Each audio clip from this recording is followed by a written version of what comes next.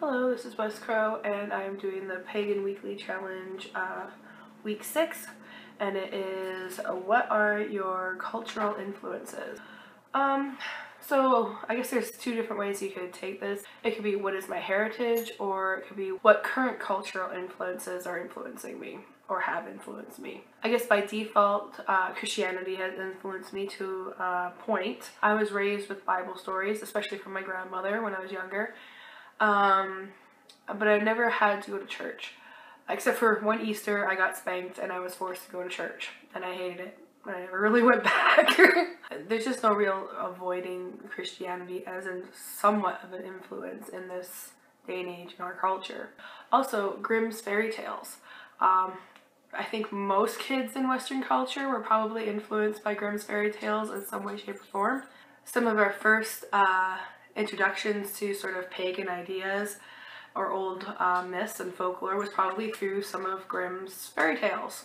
Also, as a kid, I was very much into Greek mythology. For some reason, Medusa and Pegasus were my main focus and interest. They interest me the most.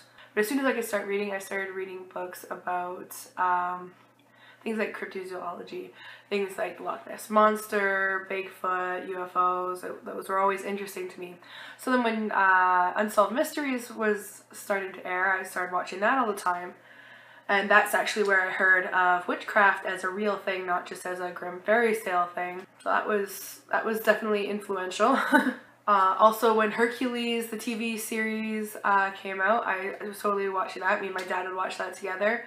And then from there, Xena opened up a whole, not just Greek mythology, but there was Norse, there was Chinese, there was tons of other mythologies all wrapped up in there.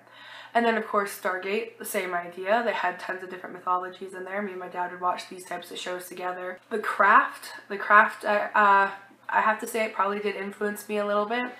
Right around the time I got into Wicca, The Craft came out and I loved it. My friends loved it.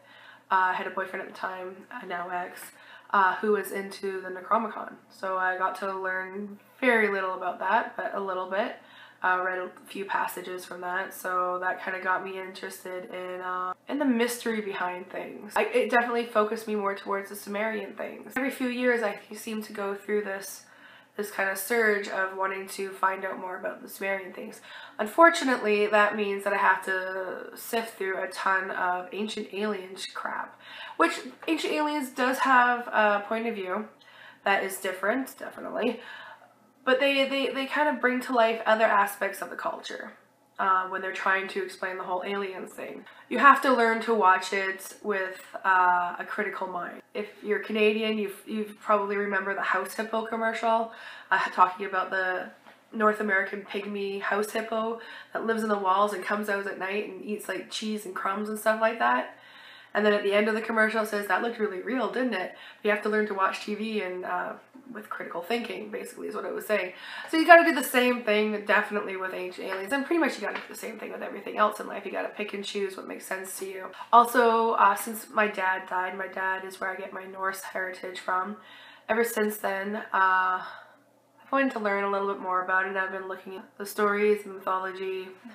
I ended up getting tattoo there, and the reason that I got this tattoo after my dad died is because he was always very big, strong, redheaded Norwegian heritage. So his nickname was Thor. I don't know if you can see the detail. I got it when I was in my early 20s, so the detail's not as good as it used to be, but yeah, that's sort of that. Also, Scottish. I have a lot of Scottish heritage in me, and so I was very interested in the Celtic and the Druid, and I looked into that, especially in high school. Hence the red hair. When I went to college, I ended up taking a religious studies class, and that was very interesting to me. It was one of the main classes I wanted to take in college. Our book went through the different Abrahamic religions, also did some Buddhism, Sikh, touched very lightly on some local Native American theologies.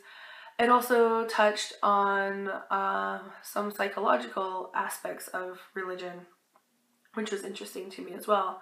I kind of like making that connection between the folklore and the mythologies and the religious texts and the psychology behind them. And of course now everything's online, so I get some of my cultural influences from online, from YouTube now. So yeah, I guess that's a pretty eclectic scope of things I have been interested in and that have influenced me over the years. I'm sure there'll be a ton more cultural influences that will influence me over the years to come. Anyways, bye.